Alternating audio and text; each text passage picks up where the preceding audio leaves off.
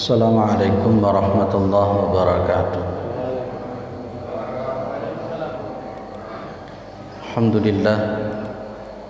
Alhamdulillahilladzi arsala rasulahu bil huda wa dinil haq liyudhhirahu 'ala ad-dini kullih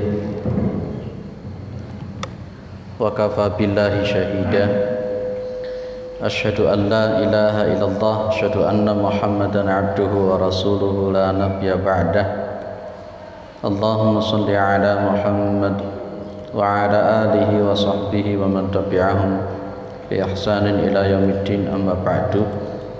Kita bersyukur kepada Allah Subhanahu wa taala atas segala nikmat yang diberikan oleh Allah kepada kita semua, terutama sampai pada petang hari ini kita masih diberikan kekuatan iman dan Islam.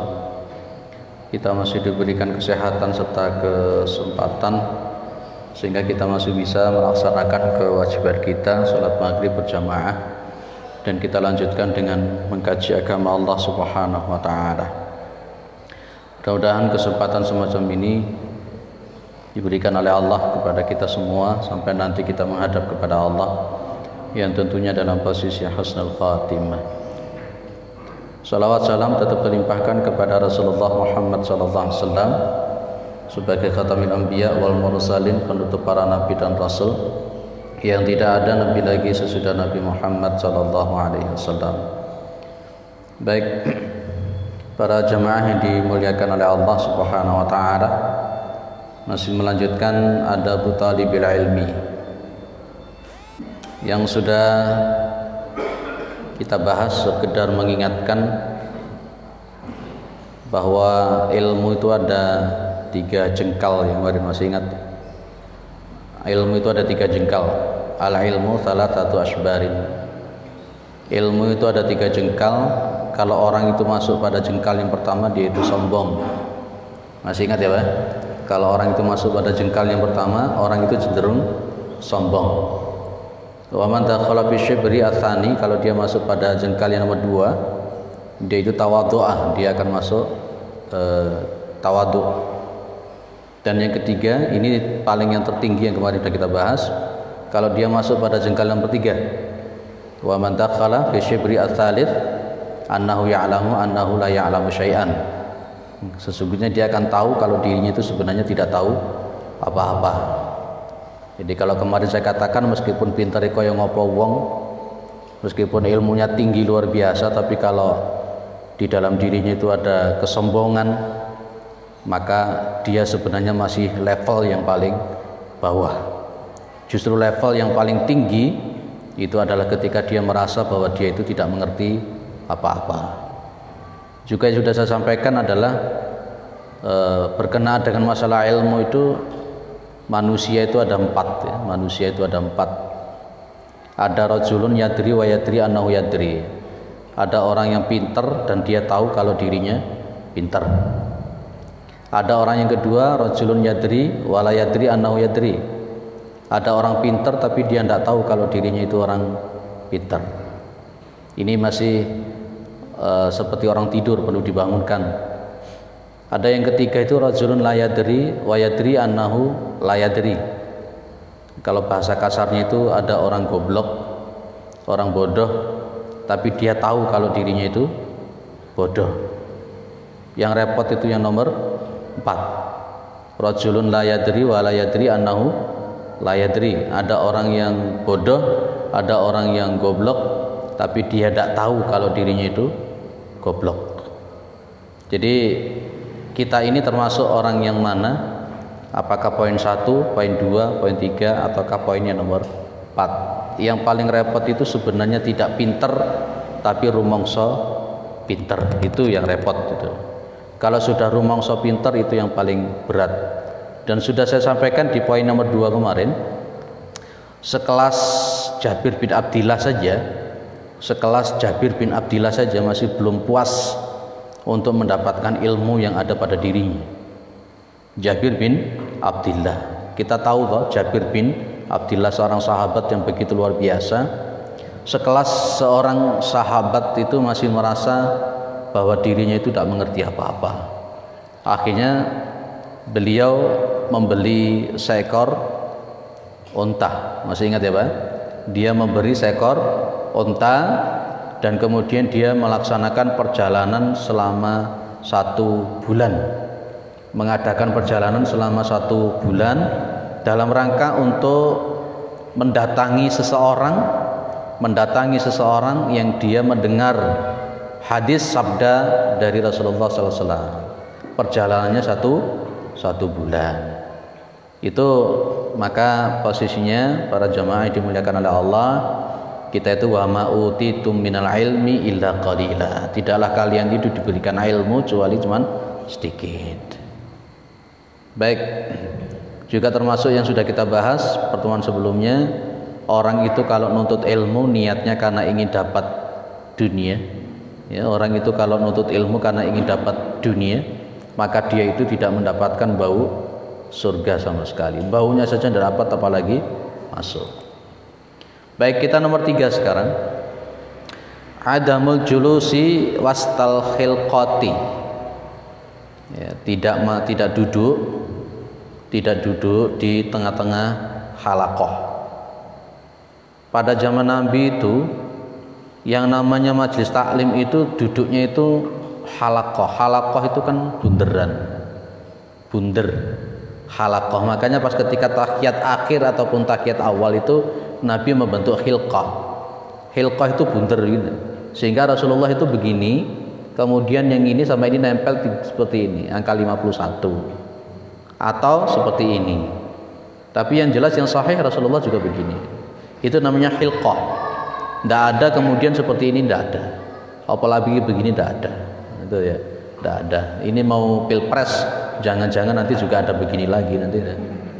Ya. Ya, jadi begitu. Lah, pas ketika kita ini majelis taklim menuntut ilmu semacam itu tuh, kalau mengikuti kanjeng Nabi itu halaqah, bunder gitu, bunder. Itu yang bagus itu kayak seperti, mohon maaf kalau jenengan lihat wirid-wiridnya orang-orang thariqah di Turki gitu, bentuknya melingkar, bagus gitu. Itulah halaqah.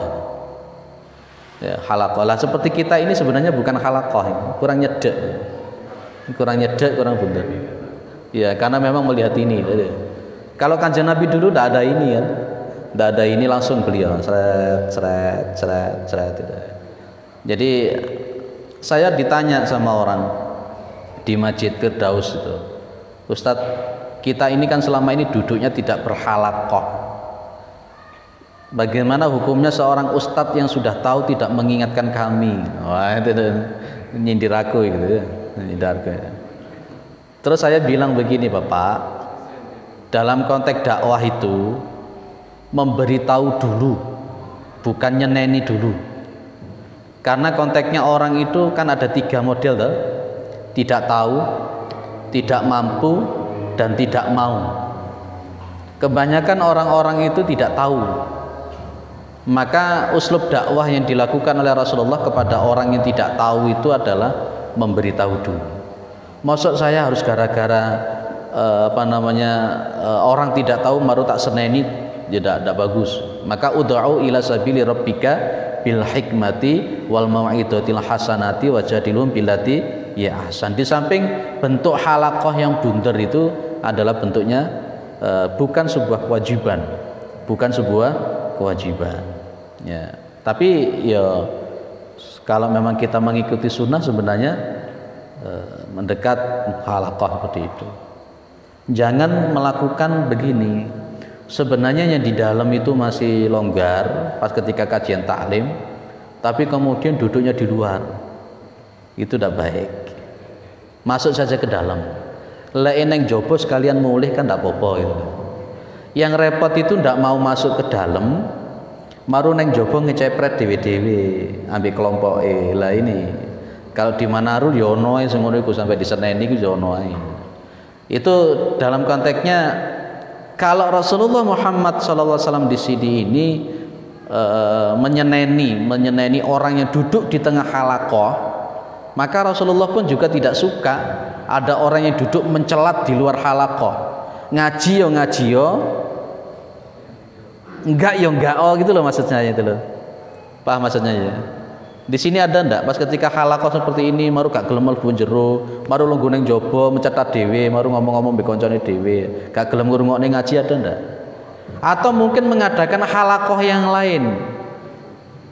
Mengadakan halaqah yang lain dalam satu masjid yang kecil. Kalau di Masjid Nabawi sana halaqahnya banyak. Halaqahnya banyak, halaqah di cagak ini, halaqah cagak ini, halaqah cagak sini, dan masing-masing kemudian mereka membuat halaqah begitu. Mereka bisa memilih, golek sing bahasa Indonesia monggo, golek sing bahasa Arab monggo, kan gitu. Kalau saya, kalau pada waktu itu ya titik-titik mbok iso ngerti bahasa Arab ora wis ngrungokno lungguh ning kono plek. Ya, pas kebetulan pada waktu itu yang saya ikuti itu membacakan sanad hadis sekaligus matan hadisnya. Oh, sayanya hafal betul. Yang baca orang di bawah, sayanya cuma ngrungokno ngene, didengarkan oleh audien, luar biasa. Itu. Tapi dalam satu masjid yang kecil semacam ini, boleh ndak kemudian membuat lebih daripada satu halaqah? Sekarang muncul pertanyaan buat saya, juga kepada jenengan semua. Baca Al-Quran dengan majlis taklim lebih didahulukan mana? Majlis taklim. Duduk di sana maca Quran ambil konco-koncone pojok salor sana, sementara di sini ada majlis taklim. Suara juga keras, sound system sampai anjokana. Tapi kemudian membuat majlis taklim di sana baca Al-Quran. Itu dalam konteksnya seperti ini tak? Mesisan nang ngene, lek gawe halaqah ojo ketok karo majlis taklim yang satunya. Kalau konteksnya seperti itu beda mungkin ya. Tapi kalau di Masjid Nabawi tidak bisa disamakan, Pak. Wong tempatnya luasnya segitu rupa, jenengan muteri Masjid Nabawi yo. Nah, ini kecil ngene iki lho. Nah, itu halaqah namanya. Maka suatu saat ada seorang laki-laki yang duduk di tengah-tengah halaqah. Hadis rawahu at-Tirmidzi, hasan sahih. Dari Abi Mijlasin, anna rajulan qa'ada wasta halaqatin. Ada seseorang laki-laki moro-moro lungguh di tengah-tengah ini. Ini kalau halaqah bunder gini, red ini. Terus orangnya lungguh ning tengah-tengah ini. Lungguh ning tengah-tengah ini. Maka faqala Hudaifatun mal'unun ala lisani Muhammadin aw la'anallahu ala lisani Muhammadin. Ya, Hudaifah mal'unun itu dilaknati ala lisani Muhammad. Atas lisannya Muhammad, au la'anallahu ala lisani Muhammad, Allah melaknati di atas laknat di atas lisannya Nabi Muhammad SAW. Siapa yang dilaknat? Man qa'ada wastal halaqati, orang yang duduk di tengah-tengah halaqah. Ya ora sopan jenenge, ora sopan. Lek mesisan maju ya maju sret itu. Saya dulu sering mengikuti kajian di salah satu masjid di daerah Gria Santa itu. Dulu masih belum nikah itu. Yaitu pas ketika baru dari turun gunung dari pondok, ingin mempunyai pandangan-pandangan gimana. Ya duduknya rapat begitu, set tengah itu, set mundur gitu. Masya Allah, kebersamaan yang begitu kuat. Itu namanya halaqah. Yang keempat, etikanya orang yang golek ilmu supaya cepat itu namanya adabus sab'i. Adamus sab'i. Adam itu tidak ada, sab'un karena itu adalah mudhafileh, maka sab'i dibaca jer, dibaca kasrah. Karena ada alif lam ma'rifah tidak boleh ditanwin, ini gitu ya. Maka le nuntut ilmu adabe iku ojo warek-warek. Apa ojo warek-warek? Ya weteng luwe lakonono. Le di bahasa pondok kita dulu namanya tirakat. Biasanya wong lek kaken mangan iku mesti turuan. Ya. Nang majelis ngene iki krana wareg turu. Kemarin sudah kita bahas hukumnya orang mendatangi majelis taklim lek turu iki piye. Ya. Tapi tetap oleh pahala ya. Tetap oleh pahala. Masih tetap oleh pahala. Lah sing turu oleh pahala pemane sing enggak turu. Ada musabahi itu tidak kenyang. Mohon maaf begini ya Pak ya. Hati, ilmu itu kan sebenarnya tempatnya neng hati tuh, bukan di otak tuh. Loh kenapa saya bilang begitu? Al-Qur'annya bilang kan walahum qulubul la yafqahuna biha. Walahum adhanul la yasma'una biha, walahum absarul la yubsiruna biha. mereka itu punya hati. Yang mereka dengan hati itu mereka tidak memahami. Itu artinya pada posisi Islam itu sebenarnya ilmu itu ya fil qalb. Al ilmu itu. Makanya kemudian Imam Syafi'i kan juga menggambarkan kalau dulu al ilmu fis sudur wala fis sutur, kan begitu kan dulu itu ya. Ilmu itu ya di dada ning ati gitu. Wala fis sutur, tidak di tulisan. Tapi kalau orang sekarang dibalik, al ilmu fis sutur wala fis sudur, ilmu itu ada di tulisan bukan di hati. Yang repot meneh zaman sekarang, al ilmu la fis sudur wala fis sutur. Ilmu yo ora ning ati, ilmu yo ora dicatat.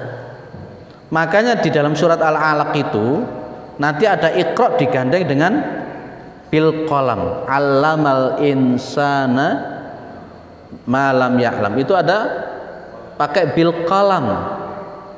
Itu nanti ada istilah begini, bahas ilmu laduni malian ya. Ilmu itu ada yang ghairu muktasab dan ada yang ilmu muktasab. Kalau yang ilmu ghairu muktasab itu tidak melalui perantara al-qalam, tidak melalui perantara qalam, pena, belajar. Itu yang di dalam Al-Baqarah 282 itu, wattaqullaha wa yu'allimukumullah, bertakwalah kepada Allah dan Allah itu akan mengajari kamu. Ada orang itu kadang-kala, kalau saya pengalaman ngajar itu sekitar hampir 20 tahun ya, jenenge arek iki ana lek diterangno iku orang rewes belas, ngomong dewe-dewe, ngecepret dewe-dewe ya, ngecepret dewe-dewe. Lah kok dilala maru dikongkon malah ngerti, malah pinter dari koncone sing meneng iku mau. Apakah ini juga masuk kategori ilmu ghair muktasab? Kalau sampai hari ini saya mengatakan ilmu ghair muktasab itu ada. Ya. Dulu kalau pas ketika kita di pondok itu sering ada orang cerita. Di salah satu pondok di daerah Kediri itu anaknya Pak Yai ada beberapa. Anak kiai yang lain-lain itu diajak ngaji, diajari ngaji, moco kitab kuning. Sementara ada satu orang ini yang gak tahu gelem ngaji, senengane mancing gitu ya. Apa nangger mas-mase adik-adik ngaji, dia itu nggak ngaji, mek muteri meja ngaji meliputeri. Abi bapaknya di jalan maru budal mancing. Akhirnya muncul rasan-rasan, anak kiai kok ora tahu ngaji, anak kiai gak tahu ngaji, ngokong gitu. Nyoba biar dia tidak peduli, pokoknya mancing gitu, mancing. Lah kemudian pas ketika ada perlombaan baca kitab kuning dan mensyarahkan kitab kuning, kitab yang gundul-gundul itu, dia ditunjuk untuk membaca itu. Lah kok dilala luwih pinter kok sing sinau-sinau. Lah itu loh, kalau saya meyakini ada ilmu ghairi muktasabin. Ya, tapi tidak perlu dengan konteksnya yang pakai wirid-wirid yang sebenarnya tidak diajarkan oleh Rasulullah Muhammad SAW.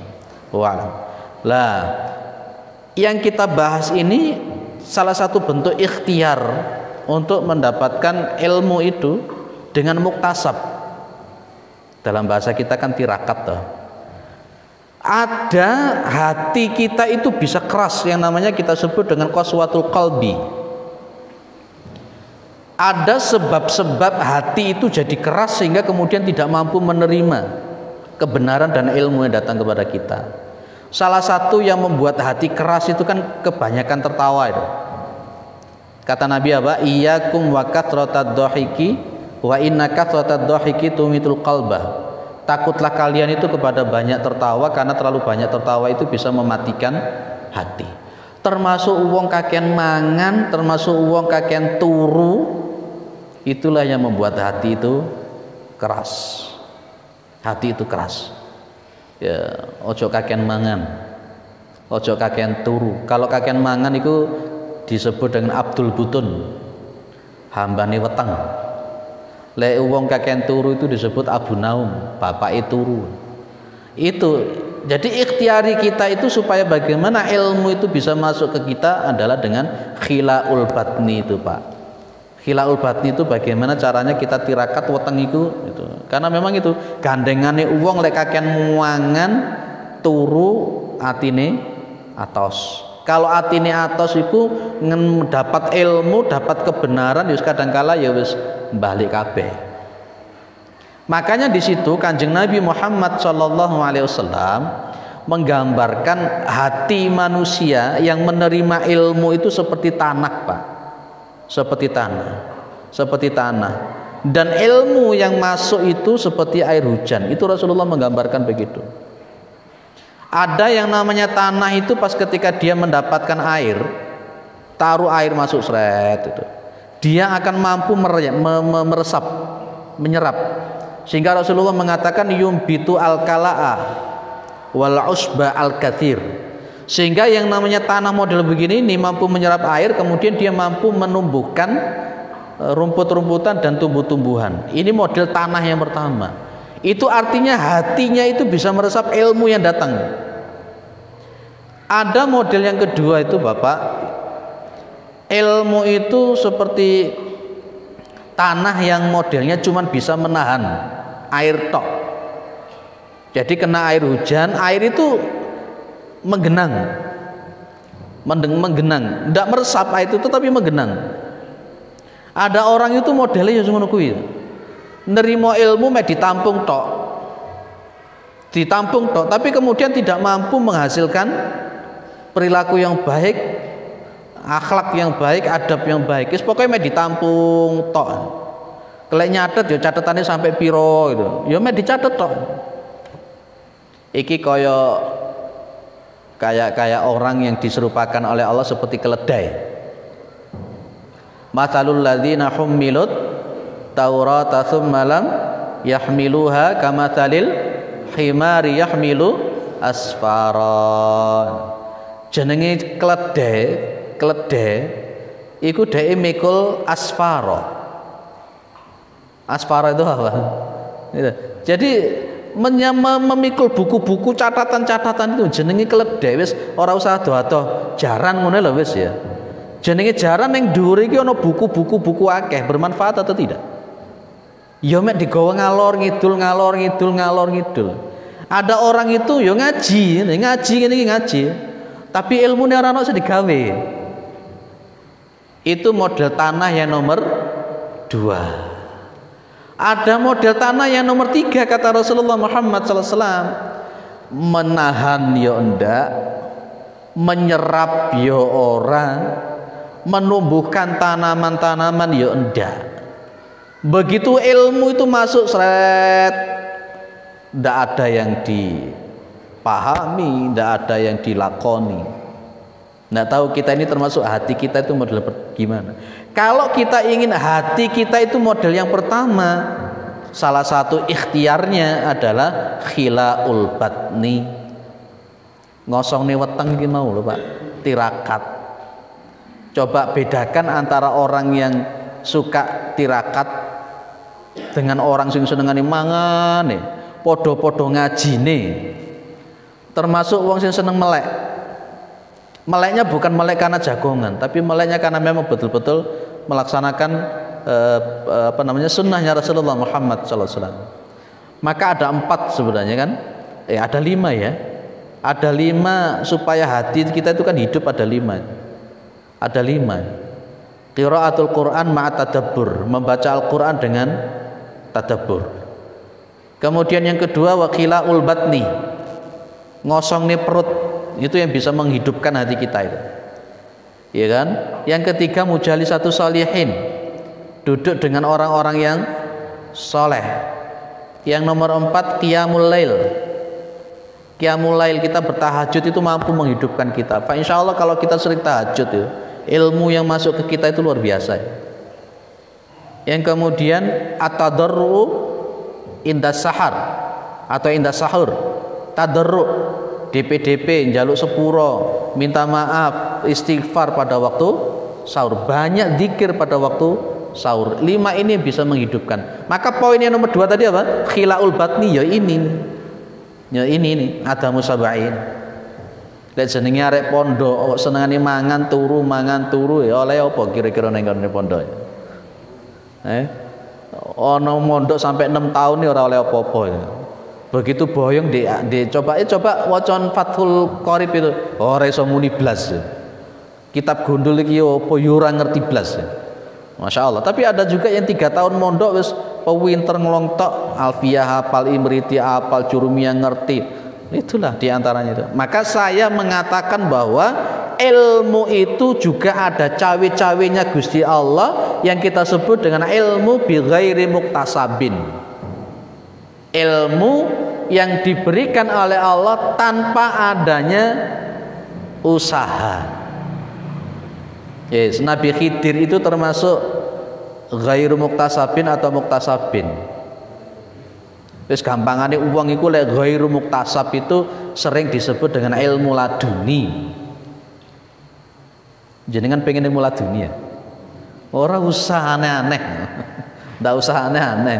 Kadang-kala di pondok poso ngene, apa jenenge? Wiritan ngene kepingin ilmu laduni lho, jok ngono lah. Sing teko malah jin, malah setan ndak karu-karuan. Kaya aku biyen wiritan sing aneh-aneh pisan. Poso 3 dina maru melekan sewengi wiritan sampai isu. Kepingin delok alam-alam gaib ya ora ketok-ketok sampai saiki. Tapi ya ora kepingin bisa lek ngono gitu. Nah itu jadi ndak usah aneh-aneh, ndak usah wirid sing aneh-aneh. Sing penting resi ono atine dengan 5 hal tadi itu. Lek maca Quran aja mung syukur maca, aja mung syukur baca, aja syukur mung hafal. Ayo poso dan sebagainya.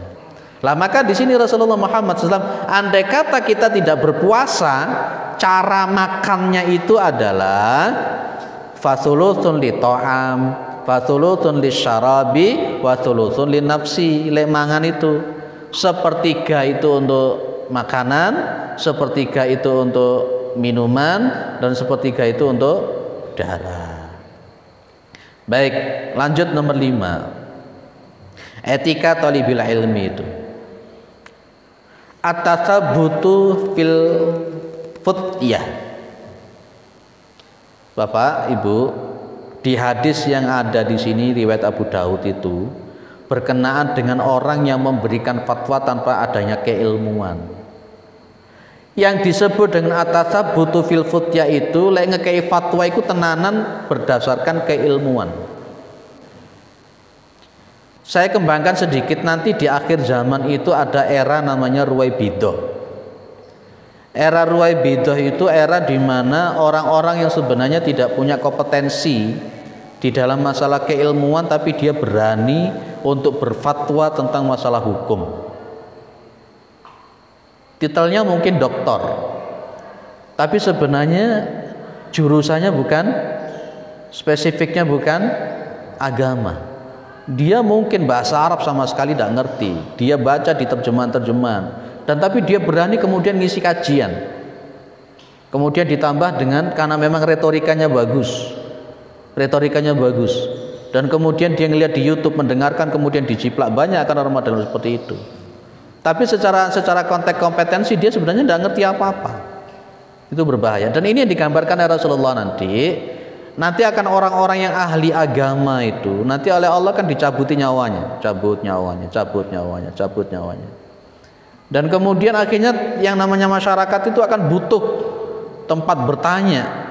Dan akhirnya kemudian mereka akan mengambil orang yang dianggap pinter. Tapi justru Nabi di situ mengatakan dallu wa adallu. Tapi dia itu sesat karena sebenarnya tidak punya kompetensi. Wa adallu, kemudian dia menyesatkan umat.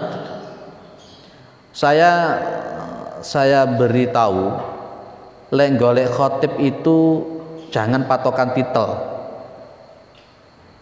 Ya. Pak, titelnya itu profesor deloken, profesor piye. Imam Syafi'i itu betul-betul mewanti-wanti.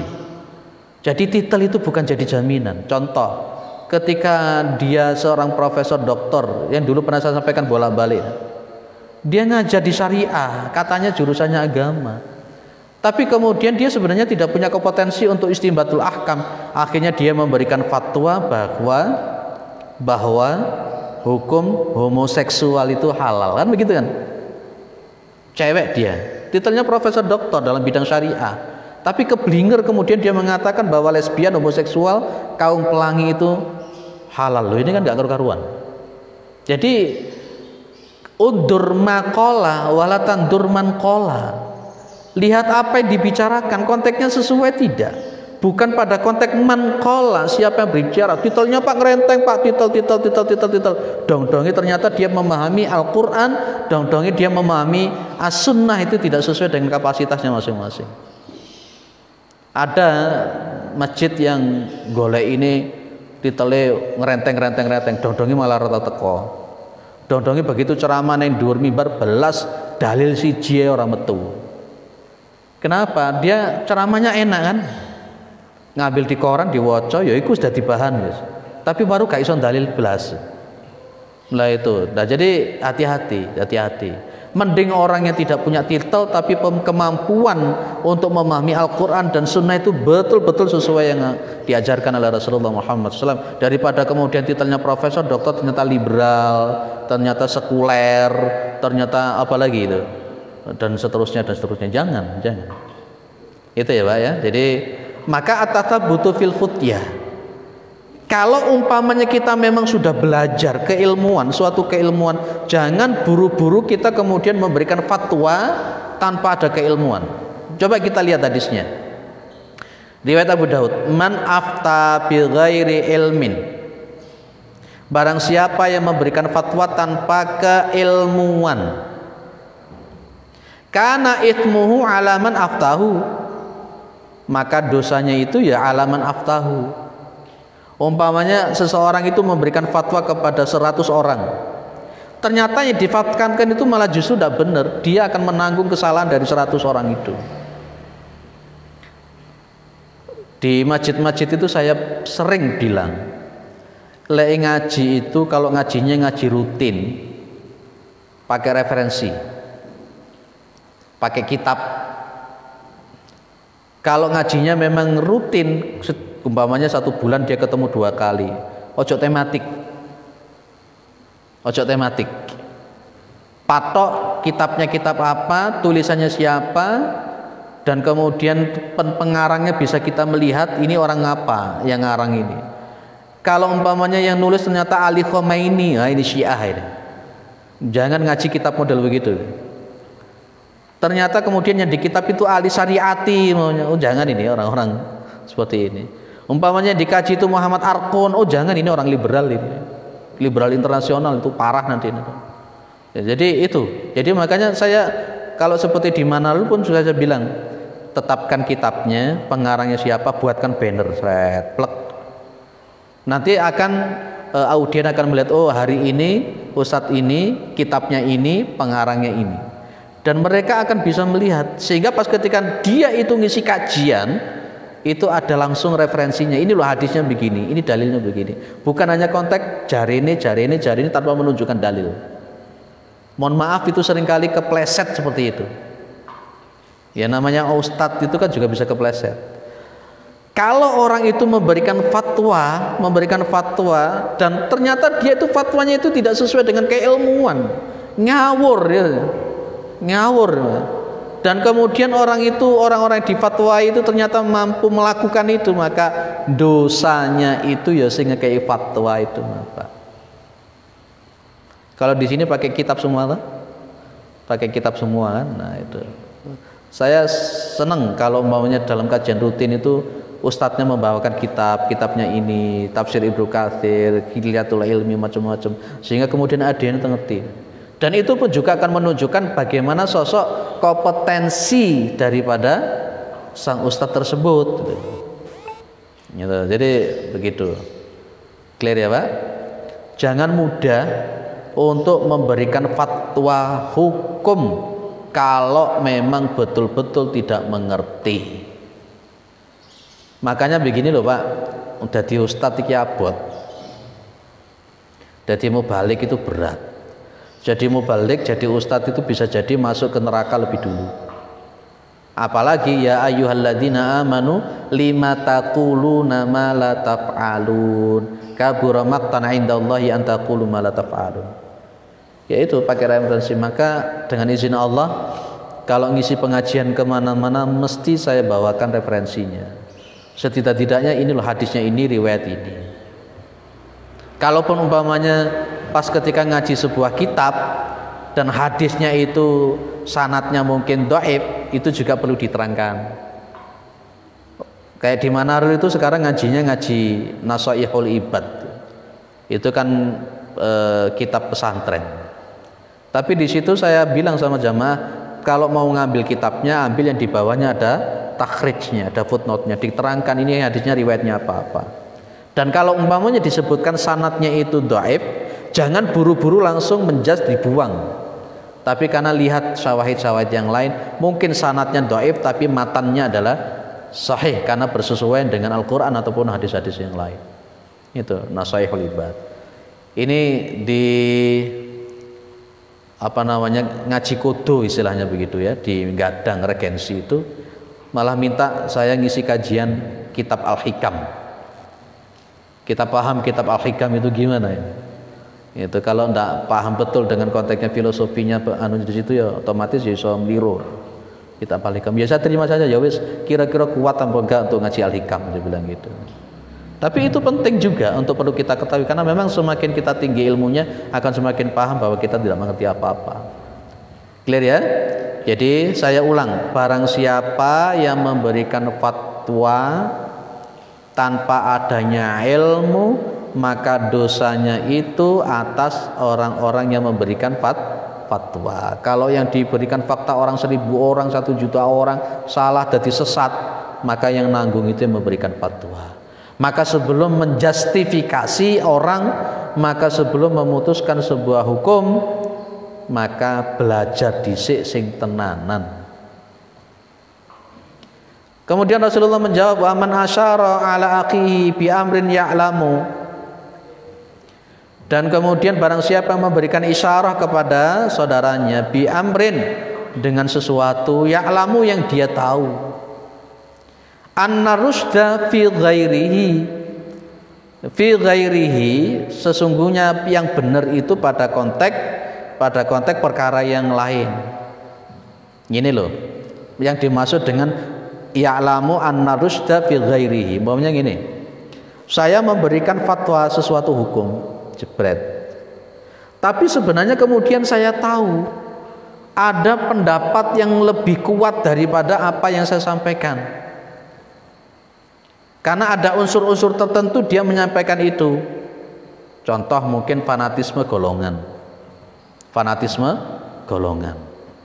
Umpamanya dia ngaji usul fikih, ngaji qawaidul fikih, ngaji apa macam-macam. Berbicara tentang masalah masalah doa iftitah umpamanya. Dia itu sebenarnya paham kalau doa iftitah itu jumlahnya tidak hanya satu. Ya ono kabiro, ya ono wajahtu, ya ada Allah mabait baini. Tapi karena ada fanatismenya itu, yang dia berikan itu sebenarnya cuma satu tok. Kon lek gak gawe kabiro ya gak oleh. Padahal dia paham kalau sebenarnya itu ada Allah mabait dan lain-lain, karena fanatismenya itu. Ya. Karena takut kehilangan jamaah, takut apa? Itu Pak. Itu jadi tidak boleh. Jadi maka di sini disebut sebagai kata Nabi faqad khonahu, maka dia itu telah mengkhianati orang yang diberikan keilmuan itu.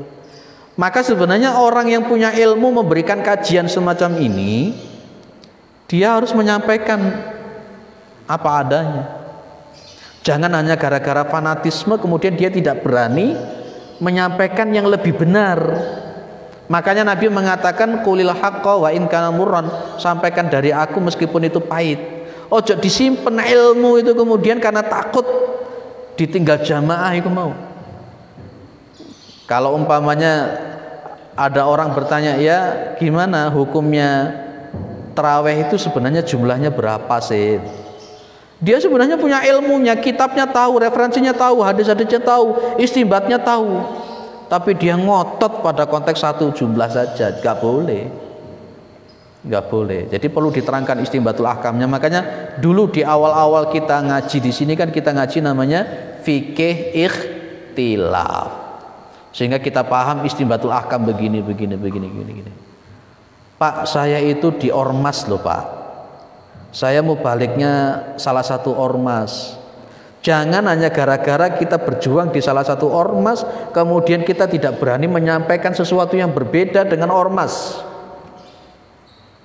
Clear ya Pak? Jenengan mungkin di ormas A, jenengan ngasih kajian, jangan takut untuk menyampaikan sesuatu yang berbeda dengan ormas jenengan. Itulah Pak, jenengan ada sebuah kelompok, fanatisme dengan kelompok itu tadi eksklusif. Jangan takut untuk jenengan menyampaikan sesuatu yang kebenaran yang berbeda dengan kelompok jenengan. Tapi biasanya penyakit fanatisme kelompok, fanatisme ormas itu, wah itu yang paling berat, itu berat, betul berat. Akhirnya mengkultuskan ustadz, mengkultuskan ormas, itu akhirnya dia tidak menerima kebenaran dari orang lain. Ada yang didiskusikan sebelum saya lanjut?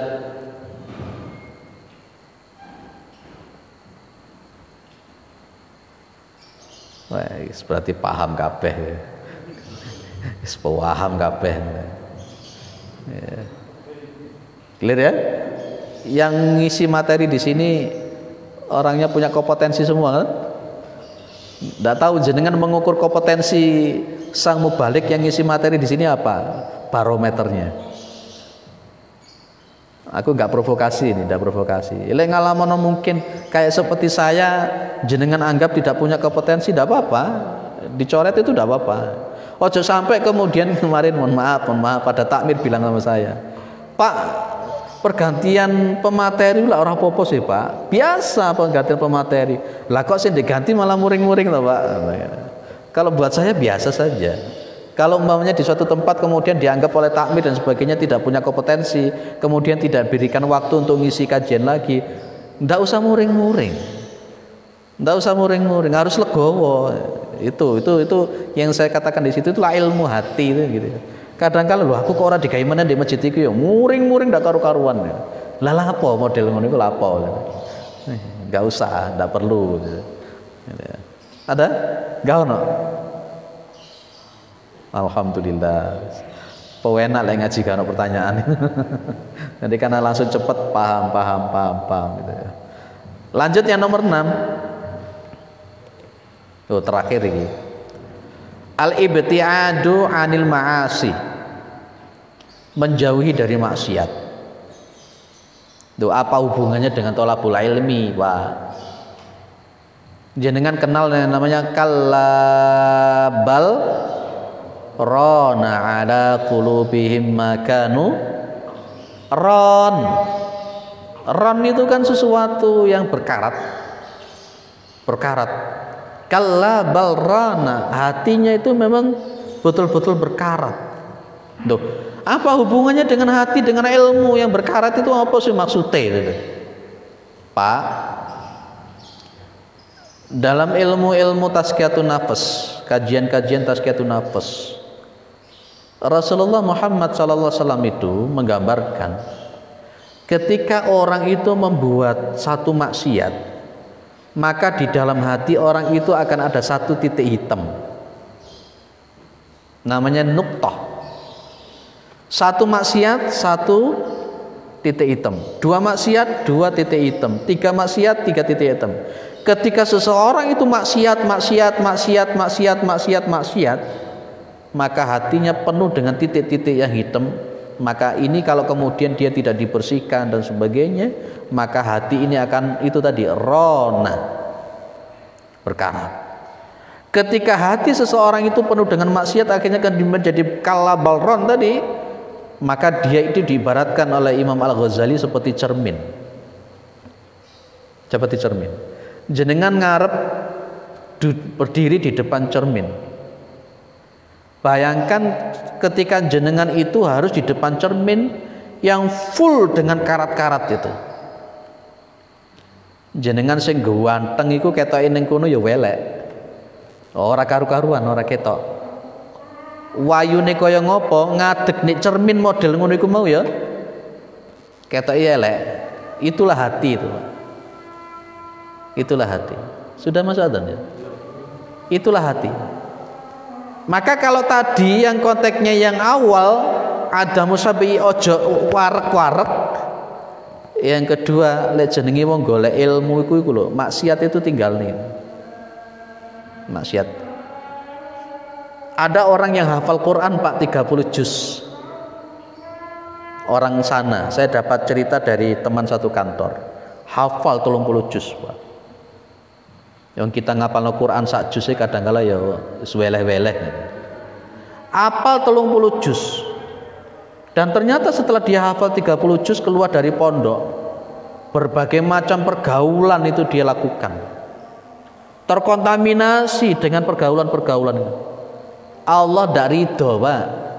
Akhirnya hafalannya tadi itu hilang, habis. Ilmu itu nurun, ilmu itu cahaya. Ketika Allah tidak ridho, ilmu itu nyantol di hati jenengan, ya ilmu itu akan hilang. Kita lanjutkan setelah adzan.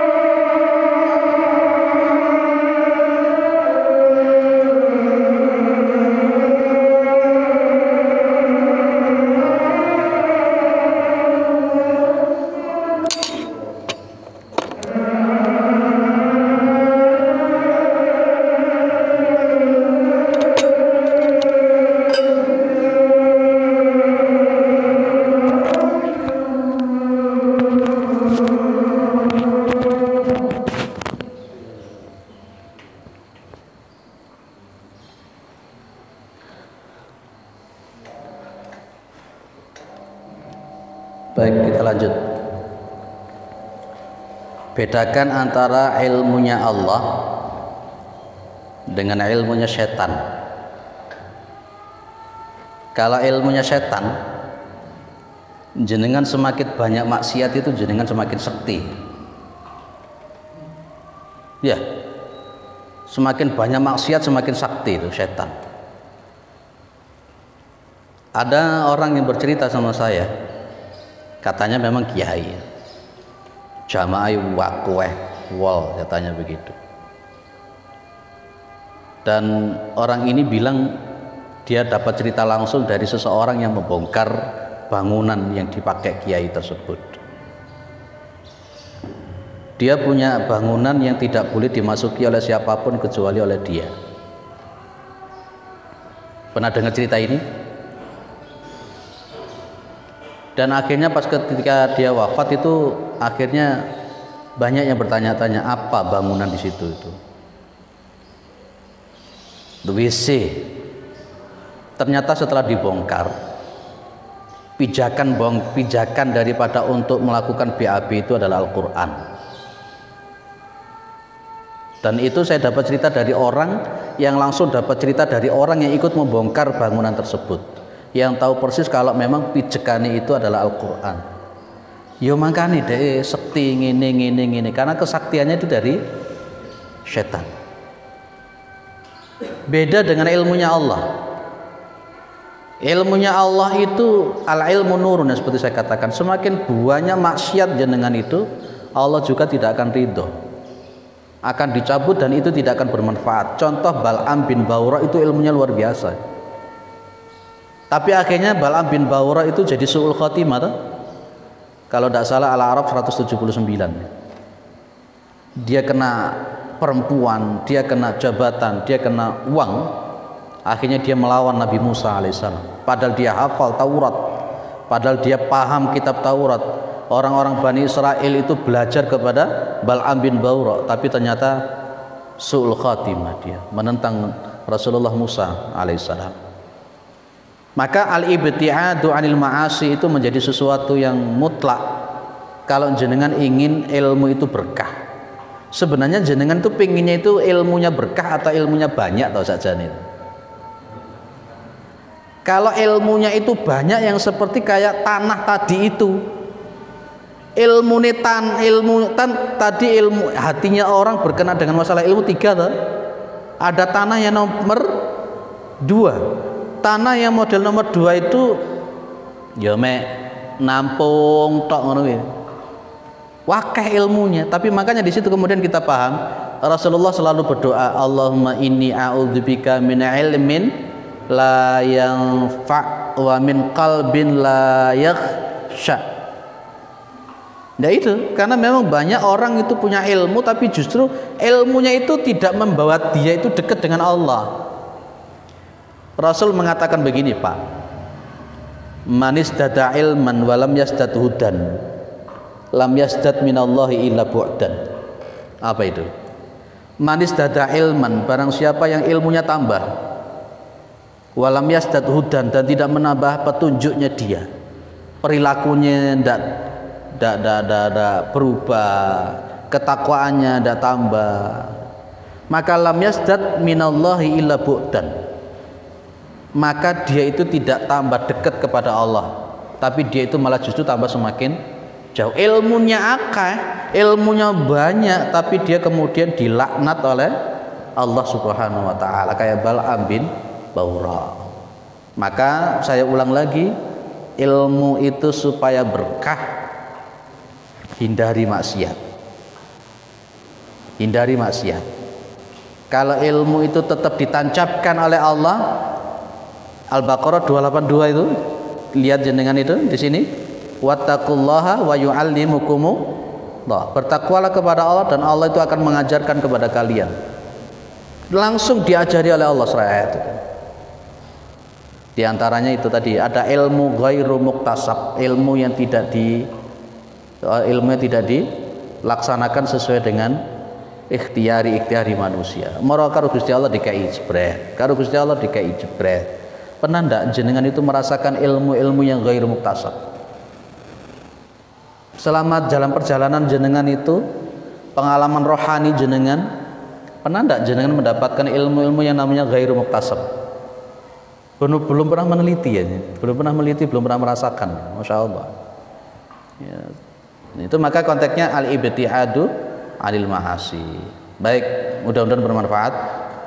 Jadi pesan saya, nambah ilmuku ojo tambah sombong. Nambah ilmu itu jangan menambah kesombongan. Percayalah, kita itu sebenarnya tidak tahu apa-apa. Ojo sok-sokan ilmune wis akeh. Dong-dongi kule tenanan diajak ngaji tenanan yo ora iso. Jangan merasa ilmu kita itu sudah baik. Jangan merasa ilmu kita sudah banyak. Masih sangat-sangat banyak ilmu yang belum kita dapat. Berkali-kali saya melambangkan ilmu di dalam Islam itu luar biasa. Satu fan ilmu saja belum kita pahami. Satu kitab hadis saja belum kita pahami. Maka kita butuh untuk yang namanya bagaimana membersihkan hati kita supaya kita paham. Terus pesan saya juga yang kedua, jangan fanatisme. Jangan fanatisme kepada ormas jenengan. Jangan fanatisme kepada ustadz jenengan. Jangan fanatisme kepada kelompok jenengan. Ya, jadi karena kebenaran itu bukan pada kelompok itu. Yang ketiga, harus kita pahami bahwa tadi sudah saya katakan, baca Al-Quran di rumah, menghafalkan Al-Quran di rumah, dengan duduk di majlis taklim, betul-betul mengkaji Al-Quran dan juga sunnah Nabi, maka lebih afdol duduk di majlis taklim. Jangan buru-buru mentahdir orang yang memberikan pemahaman keilmuan itu dengan kata-kata syubhat. Bodoh orang yang gampang mengatakan syubhat itu. Duduk, pahami, dengar, cari dalilnya, kenapa kok seperti itu, cari referensinya, kenapa seperti itu. Jangan ikut-ikutan dengan ustadz yang suka mengatakan syubhat. Dan carilah second opini. Cari second opini, karena kitab, karena ulama itu luar biasa. Kalau jenengan sudah membaca kitab Sahih Bukhari, jangan berhenti di situ. Baca Sahih Muslim, Abu Dawud, An-Nasai, At-Tirmidzi, Ibnu Majah, Muwatta Imam Malik, Musnad Imam Ahmad, banyak. Kalau jenengan belajar satu kitab fikih, Fathul Qorib, jangan berhenti di situ. Kifayatul Akhyar, naik lagi sampai pada Fiqhul Islam wa Adilatuhu. Jenengan belajar usul fikih, jangan hanya sekedar warokot. Belajar usul fikih yang lain, tapi kadang-kadang kita usul fikih saja tidak paham apa itu usul fikih. Tapi karena kita sudah kadung fanatisme kepada kelompok kita, sudah kadung fanatisme kepada ustadz kita, akhirnya kemudian meremehkan ustadz-ustadz yang lain yang dianggap bahwa ustadznya itu di bawah kemampuan daripada ustadznya dia. Mohon maaf, itu orang yang jahil model begini. Inilah yang bikin Islam itu rusak, itu seperti itu. Padahal belum tentu ustadznya, kelompoknya itu benar ketika diajak berdiskusi bersama-sama. Berdiskusi bersama-sama. Maka belajarlah yang komprehensif, baca dengan baik, dengan hati. Saya katakan dari tadi sejak awal, ilmu itu hubungannya dengan hati, bukan dengan otak jenengan. Kalau ilmu itu hanya sekedar otak, nanti yang muncul ya seperti tadi itu, gampang ngelokni uang, gampang sombong, gampang sok-sokan, gampang merasa sudah paham. Itu berbahaya. Percayalah, la yadkhulu al-jannata man kana fi qalbihi mithqalu habatin min khardalin min kibrin. Tidak akan masuk surga orang yang di dalam dirinya itu ada kesombongan. Orang kalau sudah terkena fanatisme, kemudian meremehkan orang dengan kesombongan, itu levelnya paling bawah di dalam masalah keilmuan. Ilmu kita belum ada apa-apanya. Ayo mencari second opini, baca kitabnya luar biasa banyak. Kitab apa sih ini sudah kita bahas di sini? Sudah banyak kitab, sudah dipahami atau belum kitab-kitab yang dipahami di sini? Tapi karena kita itu akhirnya akal kita, hati kita itu disempitkan oleh rumangsa bener, rumangsa pinter, wis akeh ilmu itu tadi akhirnya menyekat. Akhirnya dong-dongnya Allah tidak akan ridho dengan ilmu yang dia dapat. Maka ilmu yang muncul bukan barokah, tapi hanya sekedar ilmu banyak tapi tidak barokah, yaitu tadi akhirnya. Dan jangan mengatakan lai ilmunya akeh itu mesti mlebu surga, belum tentu. Jangan mengatakan ilmu kuwe akeh mesti mlebu surga. Lawang sing salate durung karuan mlebu surga kok. Nah itu, jadi hati-hati. Makanya penting di samping kita belajar semacam ini, kita juga belajar tazkiyatun nafs. Pernah dikaji Al-Hikam atau belum? Belum ya, belum. Terus kapan-kapan, ini sebentar lagi kan katam kitab ini ya. Baik, mudah-mudahan bermanfaat. Subhanakallahumma wa bihamdika asyhadu an la ilaha illa anta astaghfiruka wa atubu ilaik. Assalamualaikum warahmatullahi wabarakatuh.